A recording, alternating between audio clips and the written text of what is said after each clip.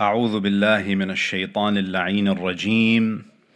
بسم الله الرحمن الرحيم. الحمد لله رب العالمين، ثم الصلاة والسلام على خاتم الأنبياء والمرسلين سيدنا ونبينا محمد وعلى أهل بيته الطيبين الطاهرين.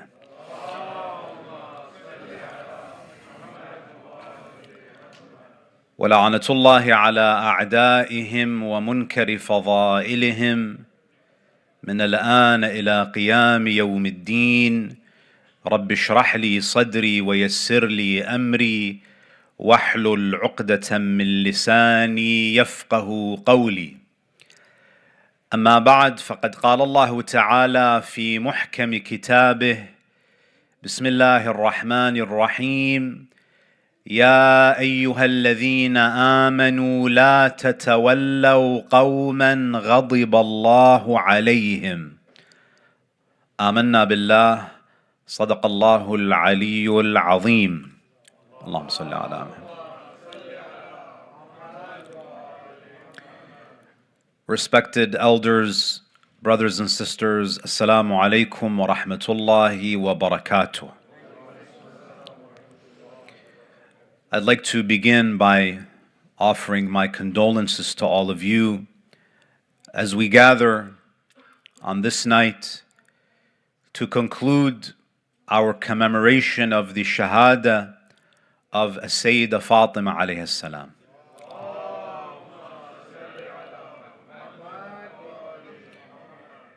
And when we come together on these nights, we are not merely commemorating a tragic event in our history. The Shahada of Sayyida Fatima alayhi salam is not merely a historical event. Because when you look at the statements of our A'imma alayhimus salam, you find that our seventh Imam, Al-Imam Musa Al-Kadhim,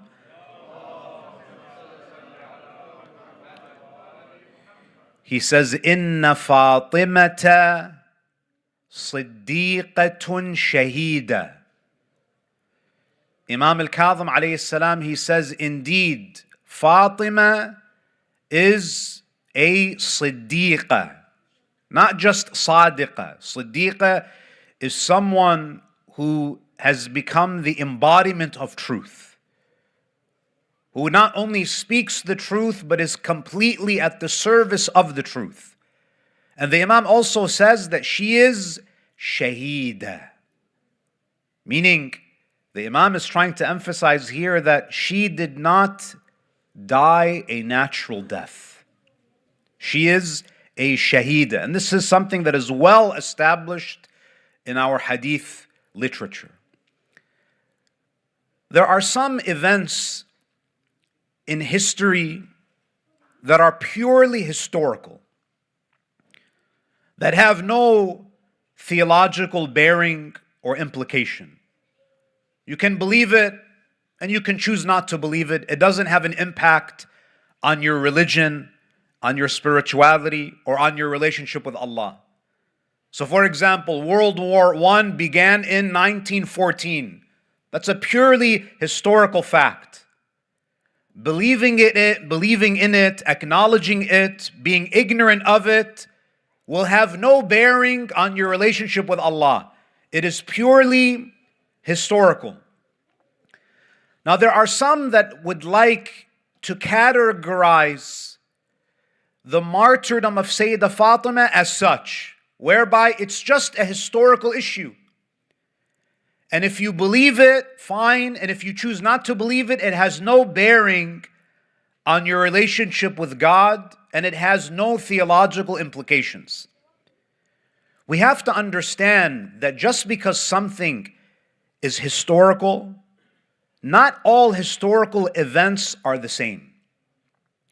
There are some historical events that have serious theological implications. They are a part of history. They are historical events.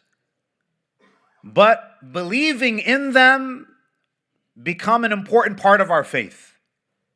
So for example, there are some historical events like the bi'tha of the Prophet. The Prophet ﷺ began his prophetic mission at a specific time in the past.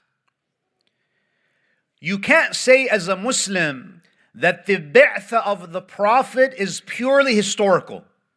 Why? Because if someone says, I do not believe in the bi'tha of the Prophet, they have taken themselves out of the fold of Islam. If you look at, for example, the Battle of Badr, and if you look at the way that the Prophet distributed the spoils in that battle, yes, the Battle of Badr is a historical event. But when you look at the way that the Prophet distributed the spoils, that historical event has a fiqhi dimension. Because from that historical event, we learn the jurisprudence of distributing spoils of war. When you look at how the Prophet treated the prisoners in Badr, yes, Badr is a historical incident in the past, but that battle also has important ethical lessons for us. Now, when we speak about the Shahada of Sayyidah Fatima, it is incorrect to label this as a historical event. Yes, it is a historical event, but it's a historical event that has very serious theological implications. Because if someone comes forward and says that Sayyidah Fatima alayhi salam died a natural death, they are belying the Imams of Ahlul Bayt who refer to her as as-Siddiqatu Shahida. So now you are contradicting the Imams of Ahlul Bayt. And it's a sin, it's a violation of our deen to contradict and to go against the words of our A'imma alayhimus salam. The ayah that I began with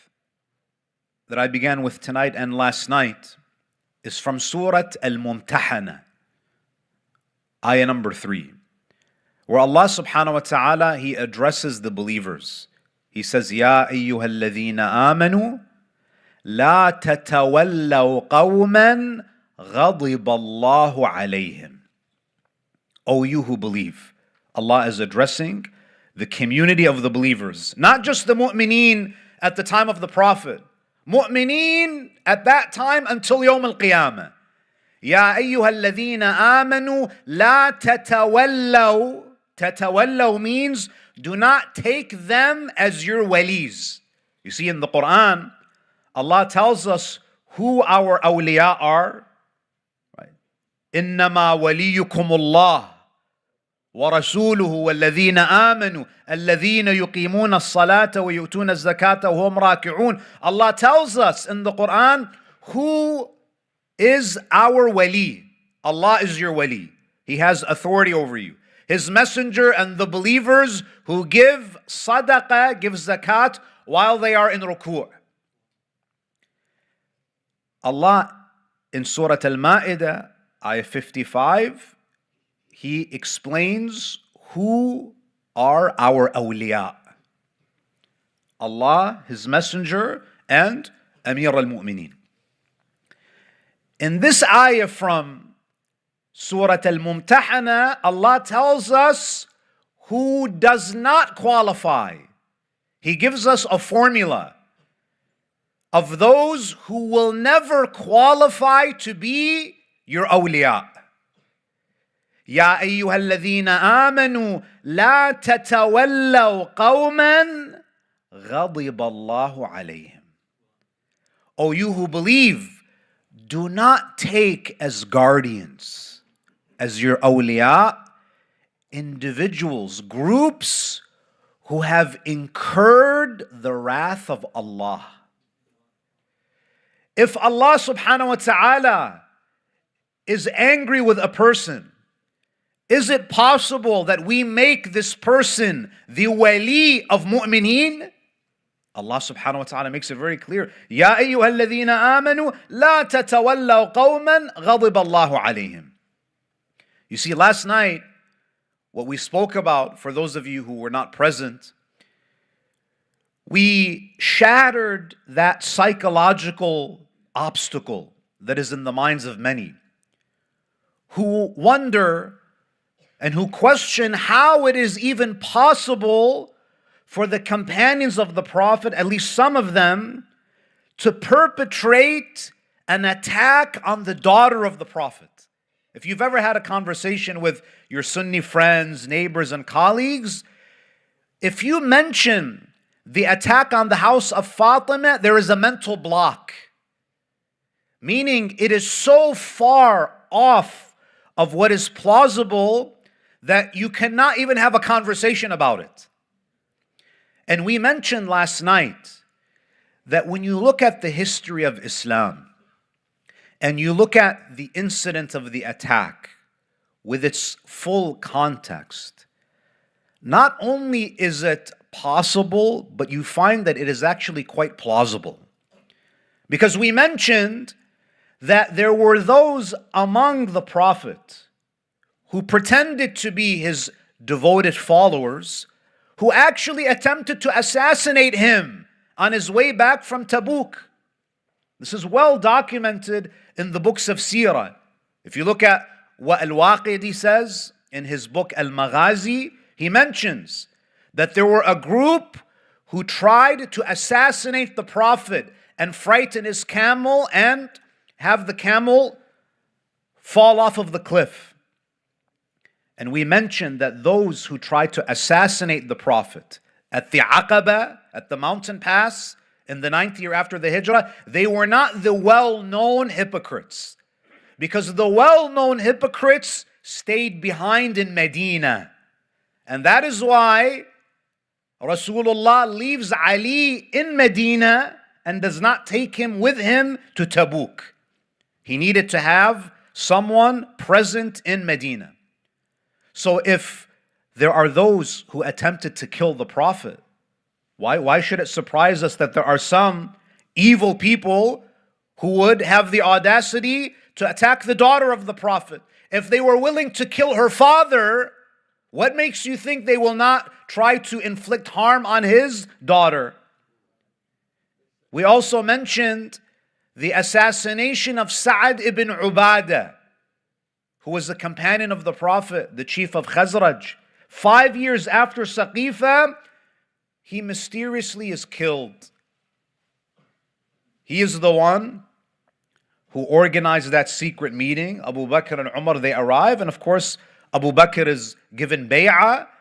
Sa'ad ibn Ubadah refuses to give bay'ah to Abu Bakr, to Umar. He is mysteriously eliminated.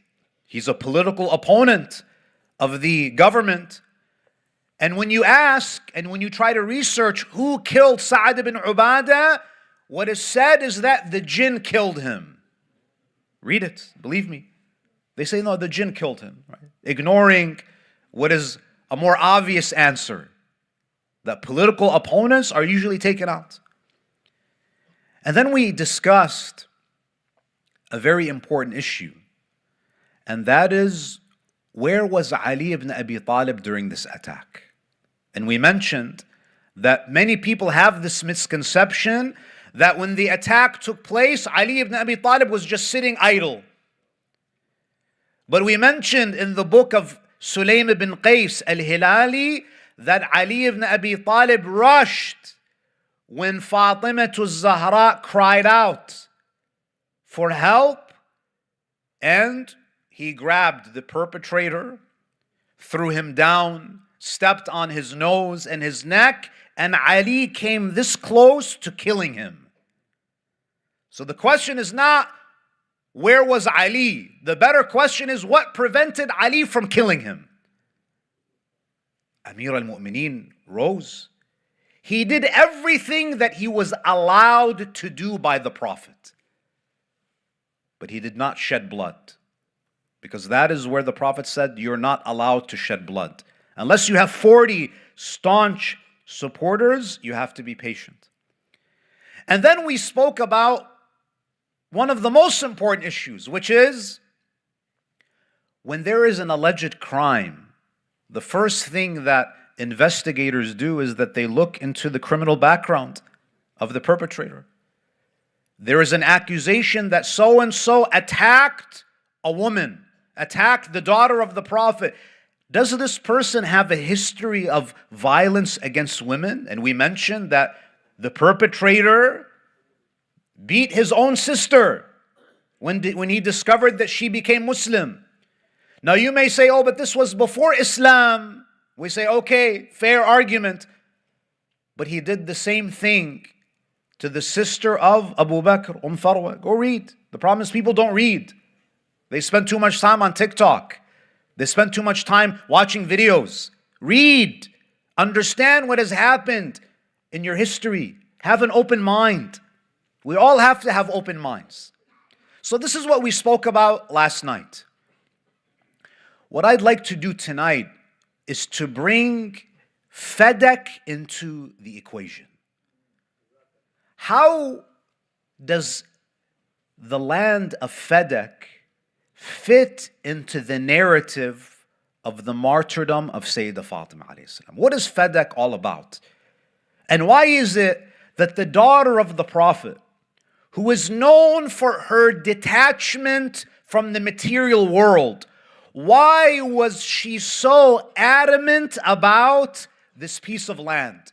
Because there are some that want to frame Fedek as a legal dispute over a parcel of land, and that's it.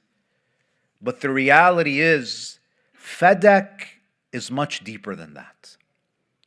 That's why during the lives of the later Imams, when Fedek was offered to them, you have the likes of Imam al-Kadhim alayhi salam telling the Khalifa that you want to give Fedek to us, you won't give it back.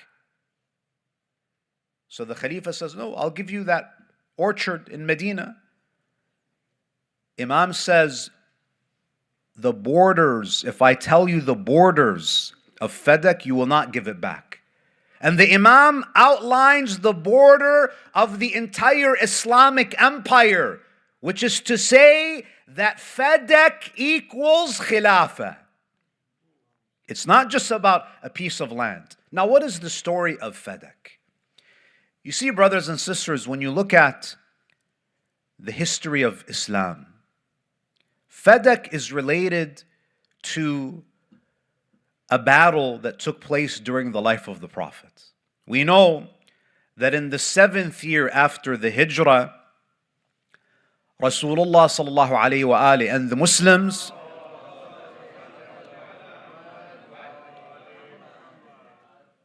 the Prophet, he conquered the fortress of Khaybar. He gives the banner to Amir al-Mu'mineen, and Ali ibn Abi Talib, after the first and the second, they come back unable to penetrate that fortress.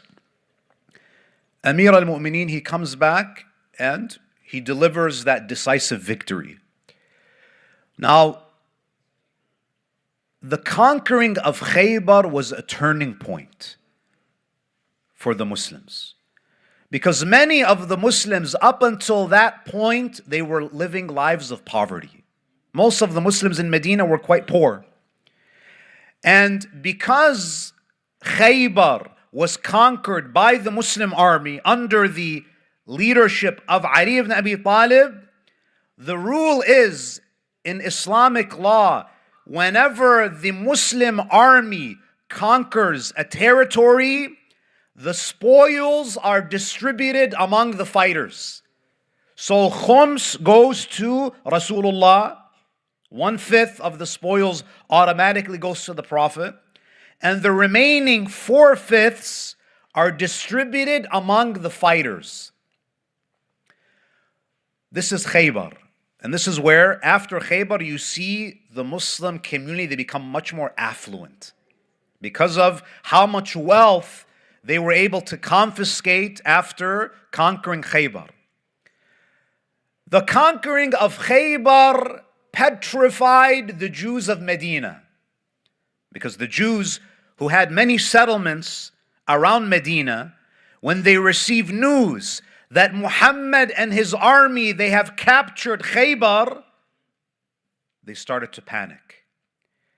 And the Jews, they had orchards in an area called Fedek.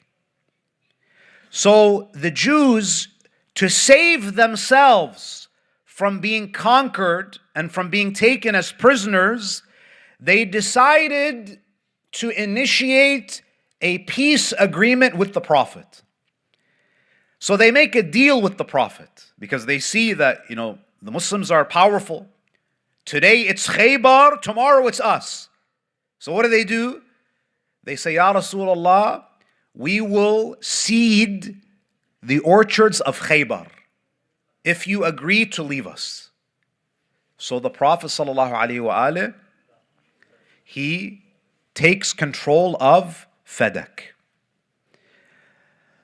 Now, under Islamic law, this is mentioned in the books of Fiqh, if any territory is conquered without military activity, it becomes the personal property of Rasulullah.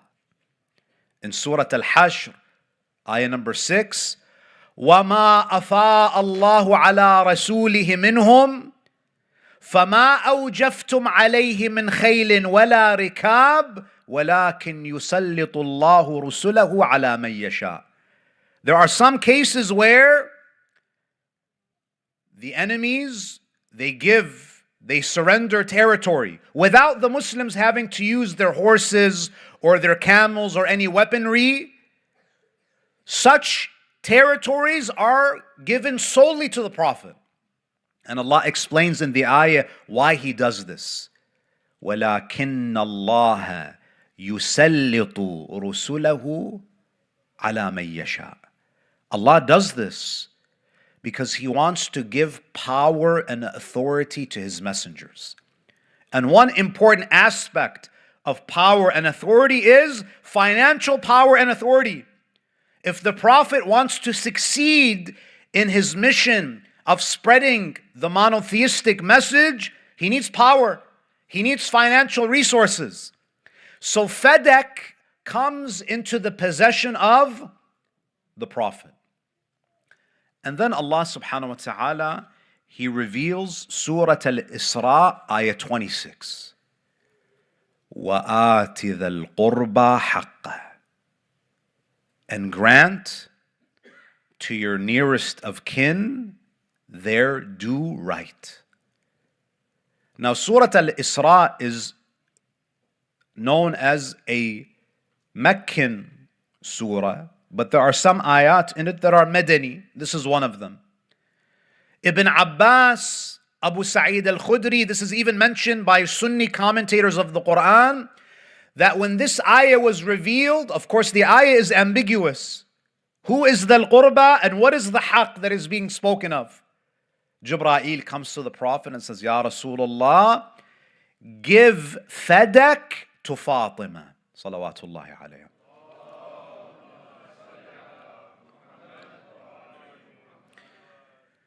Now you might wonder, is the Prophet being nepotistic? Is the Prophet just distributing these assets to his family members? Is that what's going on? Or is something deeper happening? Why is the Prophet giving Fedek to Fatima alayhi salam? Some of our ulama, they have said that granting Fedek to Fatima is related to the sacrifices of Sayyidah Khadija, salawatullahi alayha. You see, Sayyidah Khadija alayhi salam spent all of her wealth in the way of Allah. Every penny that she had, she gave it to the Messenger of God so that he could disseminate the message of Islam. She sacrificed everything. And the Prophet ﷺ, during her life, he was never able to repay her for her great financial contributions. So when Fedek comes into the control of Rasulullah as a way of compensating Sayyidah Khadija for her sacrifices, the Prophet is instructed to give Fedek to the only remaining heir of Sayyidah Khadija alayhi salam. So Fedek is given to Fatima. Now when you reflect upon this, Islam would have not survived if it was not for the financial backing of Khadija. And what is the Prophet doing? The Prophet knows that his years are numbered. Rasulullah wants to create a financial support system for Ahlul Bayt after his death. So Rasulullah, by giving Fedek to Fatima, he wants Fedek to be like Khadija for the A'imma of Ahlul Bayt, so that they have this financial support. Now when you look at the ahadith that speak about the revenue that was being generated from Fedek, you find that there are different reports. We have one report that says the annual revenue of Fedek was 25,000 dinars, which is 25,000 gold coins. You see, Fedek was given to Lady Fatima during the life of the Prophet. She was managing that property during the lifetime of the Prophet. For about 4 years, she was overlooking that asset. We have other ahadith that tell us that the annual revenue from Fedek was 250,000 dinars. And to give you a sense of how much money that was, when Abu Bakr, after the khutbah of Sayyidah Fatima, al-khutbah al-Fadakiyya, he agreed to give Fedek back because of the pressure, because of the embarrassment. As he was about to hand over Fedek back to Fatima, Umar ibn al-Khattab, what does he say? He says, how are we going to fund the military? Now what does that say? The revenue that was being generated by Fedek was enough to cover an entire military budget. And this is why when you look at the events after the death of the Prophet, within a couple days after the death of Rasulullah, Fedek is confiscated.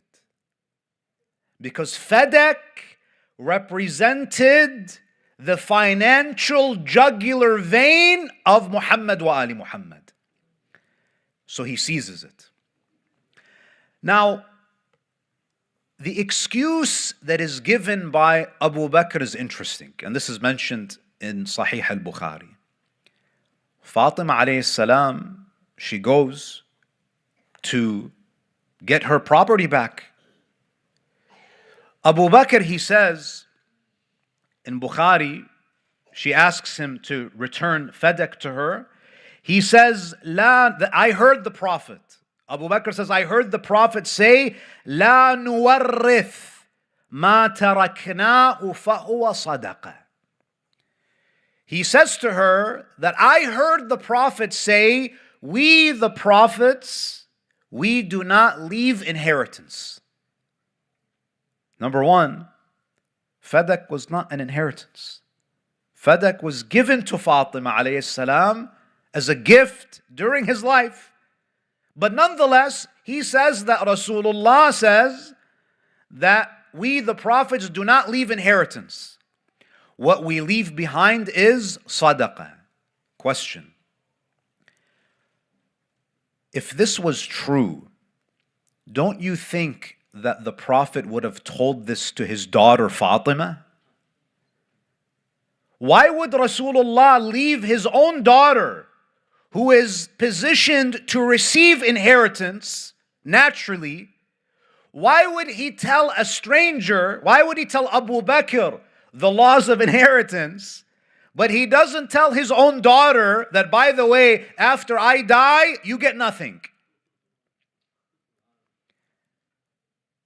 And let's say that the Prophet, by the far-fetched possibility that the Prophet said this to Abu Bakr, did Fatima Zahra accept this from him? She didn't. Did Fatima Zahra say, thank you, I did not hear this from the Prophet? Did Fatima Zahra ask him, do you have any witnesses to this? She rejected that alleged hadith. Would a pious believer reject a hadith of the Prophet? Unless, and we're not talking about an average person, Sayyidat Nisa al-Alameen is rejecting this alleged hadith, which tells us what? It is a fabricated hadith. The fact that Fatima is not accepting this tells us that the one who's claiming that he heard it is not being honest. And furthermore, the narrations tell us, and this is an issue that cannot be resolved. And this is why when we speak about Fatimiyya, we're highlighting the theological dimension here. It's a well-known hadith in Sunni and Shia sources that the Prophet says, "Man mata wa lam ya'rif imam zamane mata mitatan jahiliyyah."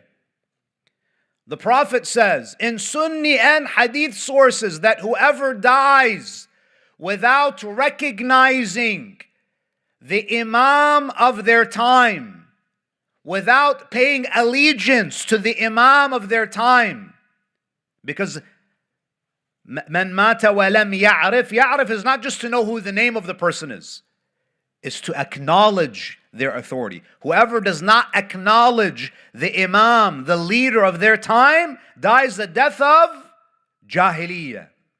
You die as if you're someone who passed away before the advent of Islam. If Abu Bakr is the Imam of the time, that means you have to answer the following question. Fatima Zahra did not give bay'ah to Abu Bakr. She did not recognize his authority. If that is the case, that means, according to those who say that he is the rightful successor of the Prophet, that would mean what? That God forbid Fatima died a death of Jahiliyyah. Is there any Muslim that can make such a claim? That Sayyidah Fatima died mitatan Jahiliyyah? So there's only one of two options. If you say that Abu Bakr is the rightful Khalifa of the Prophet, the implication is what? Fatima did not recognize him and therefore she died mitatan Jahiliyyah. Or the person who you think was the rightful successor of the Prophet actually was not. And that is the only way that you can preserve the status of Sayyidah Fatima. There's a hadith that I want to share, which is mentioned in Kitab al-Ihtijaj, and it's also mentioned by Ibn Abil Hadid al-Mu'tazili. Abu Bakr, he said to Sayyidah Fatima that if you want Fedek, you need to bring witnesses. You need to produce witnesses that you owned it. In Kitab al-Ihtijaj, there is a conversation between Amir al-Mu'mineen and Abu Bakr. فقال أبو بكر هذا فيء المسلمين. Abu Bakr says to Ali that Fedek is the public property of Muslims. It belongs to all Muslims. It's public property. فَإِنْ أَقَامَتْ شُهُودًا أَنَّ رَسُولَ اللَّهِ جَعَلَهُ لَهَا وَإِلَّا فَلَا حَقَّ لَهَا فِي. Oh Ali, if Fatima is able to produce witnesses that the Prophet granted her Fedek, then she can have it. But if she cannot, then she has no claim to that land. So Abu Bakr, what is he doing here? He is placing the burden of proof. Listen very carefully to this. He is placing the burden of proof on who? On Sayyidah Fatima. That you have to prove that Fedek belongs to you. فَقَالَ أَمِيرُ الْمُؤْمِنِينَ عَلَيْهِ السَّلَامِ يَا أَبَا بَكْرِ. Look at the brilliance of Amir al-Mu'mineen. He says, يَا أَبَا بَكْرِ أَتَحْكُمُ فِينَا بِخِلَافِ حُكْمِ اللَّهِ فِي الْمُسْلِمِينَ. Oh Abu Bakr, are you going to judge us in a way that contradicts the way that God judges between the believers? قال لا. Abu Bakr says, no, what do you mean? قال فإن كان في يد المسلمين شيء يملكونه ثم ادعيت أنا فيه من تسأل البينة. Imam Amir al-Mu'mineen, he employs the argument of قاعدة اليد, which is a jurisprudential maxim, which is known as the maxim of possession. In Islamic law, when you possess something and someone lays claim to it, who has to produce the evidence? The claimant. Amir al-Mu'mineen, he says, if the Muslims possess something, if they have ownership of something, and then I come and claim to own it, who do you ask for evidence? Who do you ask for bayina? Abu Bakr says, I will ask you, O Ali, because it's in possession of the Muslims. And then Amir al-Mu'mineen, he says, فَمَا بَالُ فَاطِمَةَ سألتها البين على ما في يدها وقد ملكته في حياة رسول الله. Oh Abu Bakr, then why is it with Fatima you're asking her for evidence? When she had control over Fedek, she possessed Fedek during the lifetime of the Prophet and after it. So if you are being fair, you should ask those who are claiming that it belongs to them to bring their witnesses.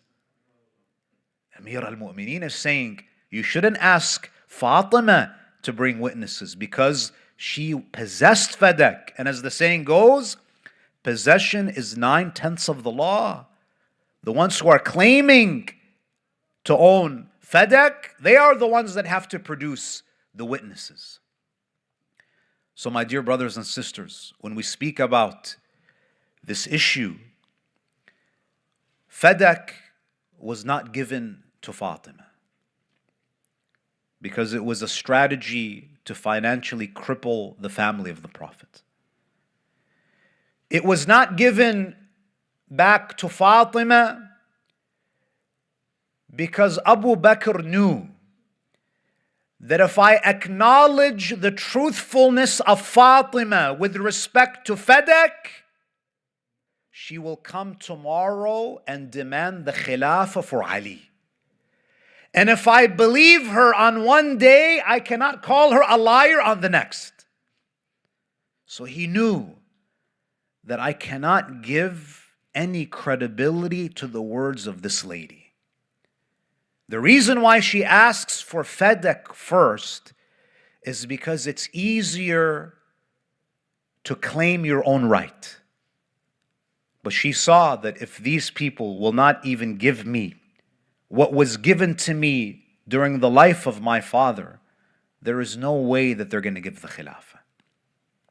So he shut the door and he made sure not to allow her, not to recognize the veracity of her words, because he knew that Fedek, the request for Fedek, would be a prelude to the ultimate request, which is the Khilafah for Amir al-Mu'mineen.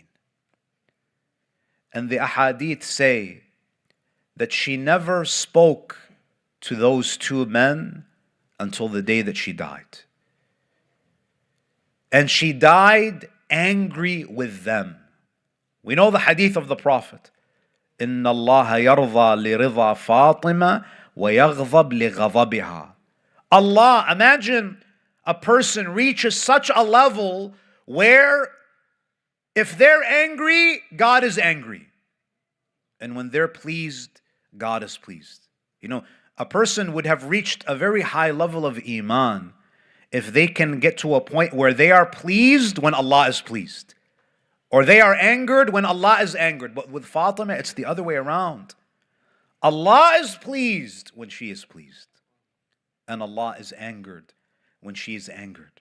And when the Prophet says, whoever angers her has angered me, why would the Prophet say that? It's because the Prophet is foreshadowing what is to come.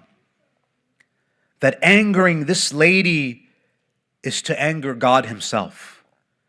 If you anger Fatima, you've angered the Prophet. And what does Allah say about those who anger the Prophet, those who hurt the Prophet? Allah subhanahu wa ta'ala, He says, وَمِنْهُمُ الَّذِينَ يُؤْذُونَ النَّبِيِّ وَيَقُولُونَ هُوَ أُذُنٌ.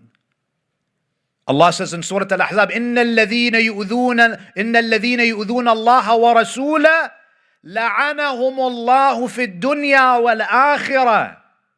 Allah in the Quran says, whoever hurts God and His Messenger, how is it possible to hurt Allah? Allah is the Almighty. Here Allah is saying that if you hurt the Prophet, I take it personally. It's as if you have offended me. If you hurt the Prophet, you hurt Fatima al-Zahra, you hurt Fatima al-Zahra, you hurt the Prophet, you have angered Allah. And what did I begin this majlis with? Ya ayyuha alladhina amanu, la tatawallaw qawman ghadib Allahu alayhim. O you who believe, do not take as your guardians those who have incurred the wrath of Allah. Fatima al-Zahra did not even allow these individuals to attend her funeral. What does that say? These are individuals who have angered Allah subhanahu wa ta'ala. So don't take them as your awliya. Do not take your religion from people who have angered Allah. Do not try to learn the sunnah of your Prophet from those who have incurred the wrath of Allah. Take your religion from that household that Allah speaks about. إِنَّمَا يُرِيدُ اللَّهُ لِيُذْهِبَ عَنْكُمُ الرِّجْسَ أَهْلَ الْبَيْتِ وَيُطَهِّرَكُمْ تَطْهِيرًا.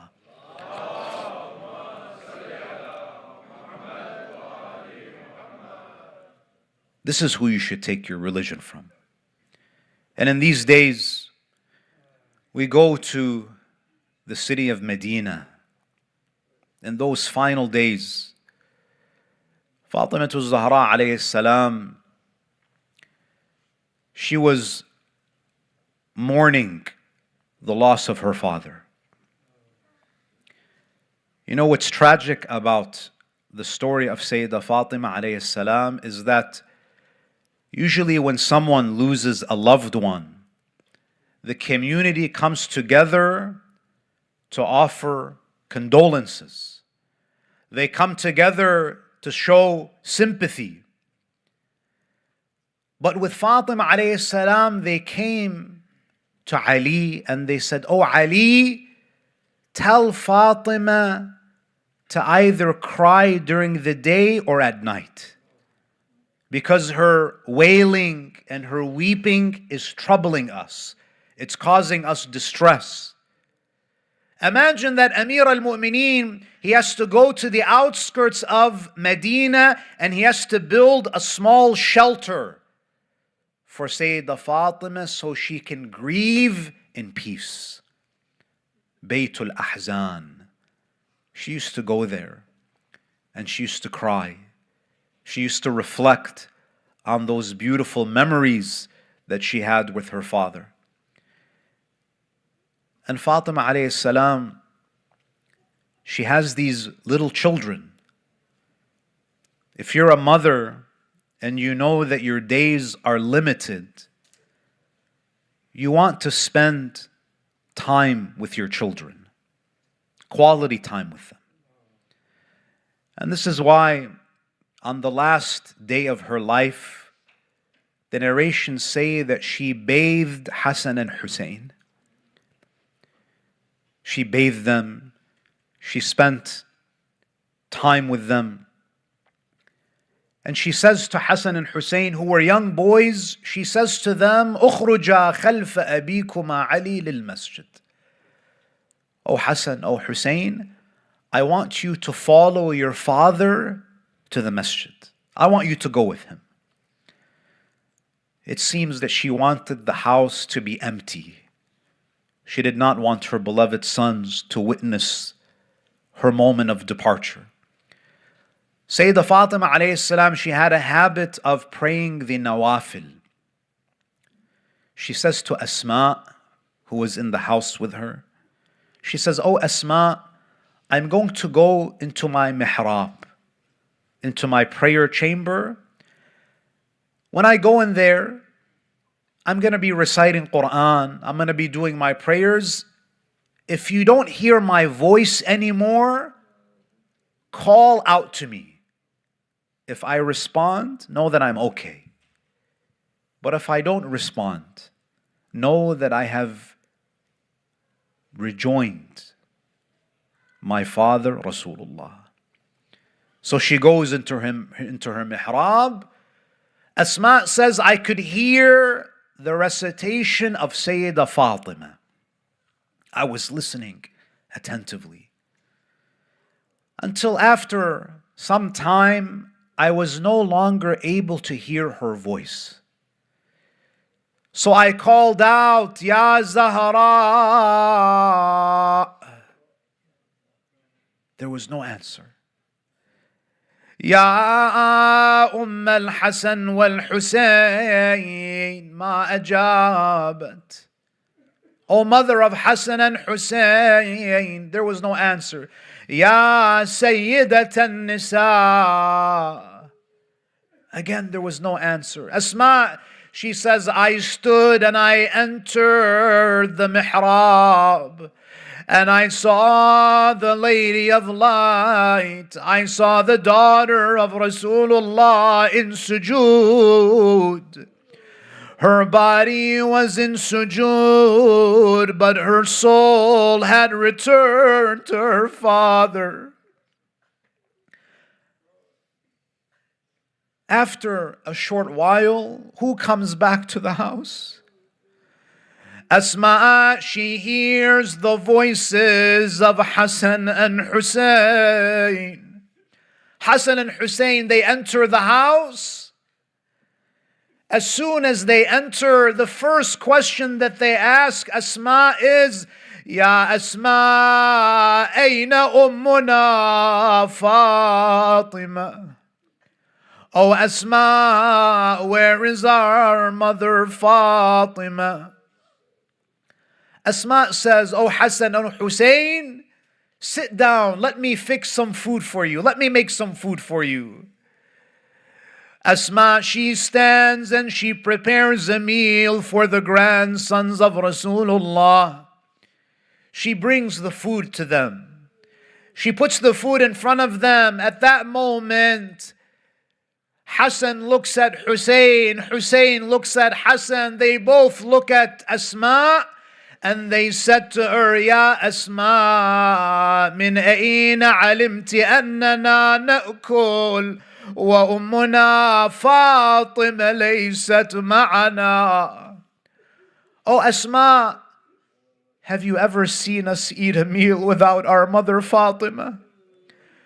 Have you ever seen us eat a meal without our mother Fatima? فَأَحَسَّ قَلْبُ الْحُسَيْنِ بِالشَّارِ.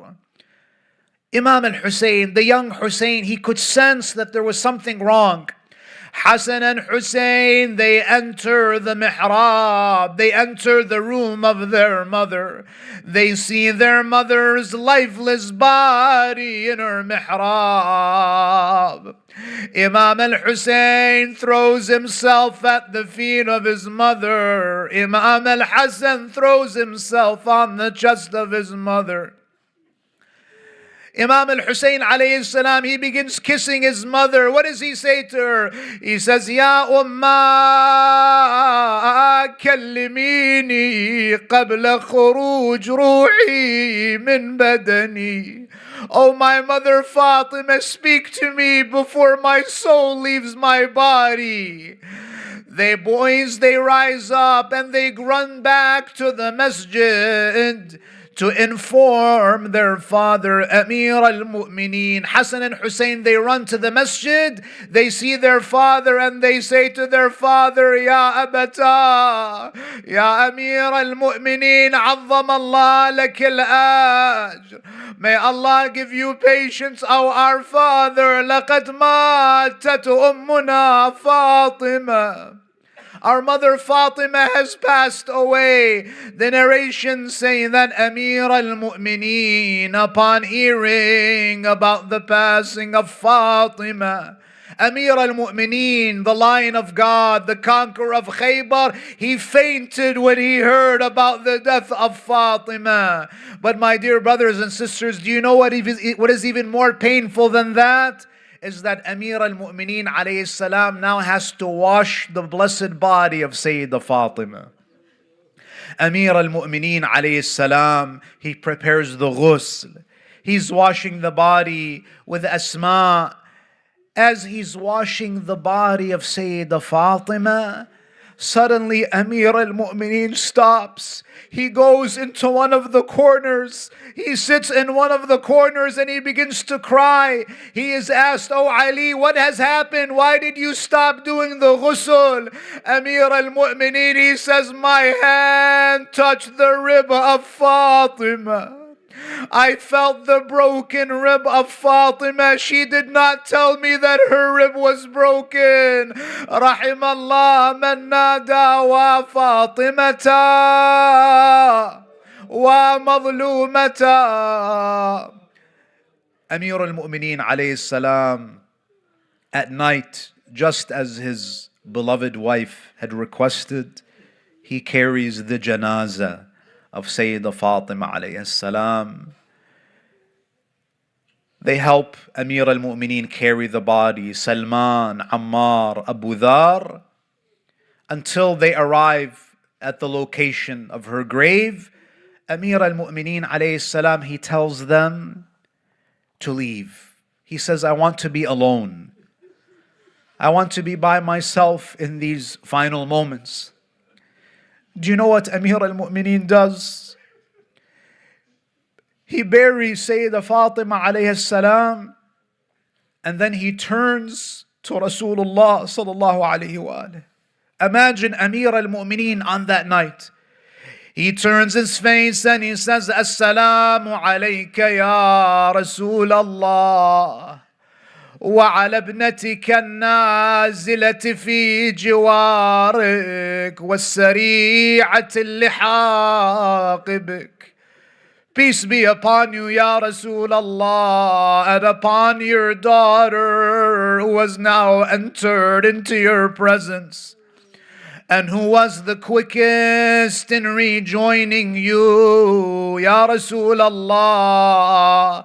لقد استرجعت الوديعة وأديت الأمانة فأما حزني فسرمد وأما ليلي فمسهد حتى يختار الله لي دارك التي أنت بها مقيم وستنبئك ابنتك على تضافر أمتك على هضمها. Ya Rasulullah, when you see your beloved daughter, ask her about what happened to her after you. فأحفها السؤال واستخبرها الحال لا حول ولا.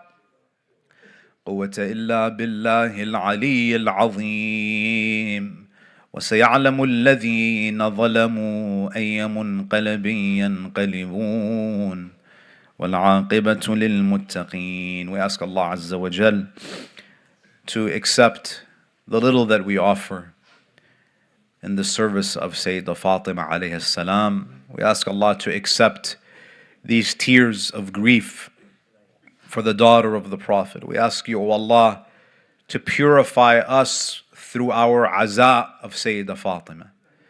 We ask you, O Allah, to keep us on the straight path, the path of Muhammad wa Ali Muhammad. We ask you, O Allah, to make us among those who follow your true awliya, and to guide us away from following those who have incurred your wrath. We ask you, O Allah, to give relief and victory to our brothers and sisters all around the world. We ask you, O Allah, to give us the power to overcome our enemies, the enemies of humanity. And we ask you, O Allah, to hasten the reappearance of your awaited one, Al-Imam Sahib Al-Asri Wal-Zaman. We ask you, O Allah, to make us among his dedicated followers and his sincere supporters. And we ask you to never deprive us of the shafa'ah of Muhammad wa Ali Muhammad on the Day of Judgment. يوم لا ينفع مال ولا بنون إلا من أتى الله بقلب سليم. وآخر دعوانا أن الحمد لله رب العالمين وصلى الله على محمد وآله الطاهرين.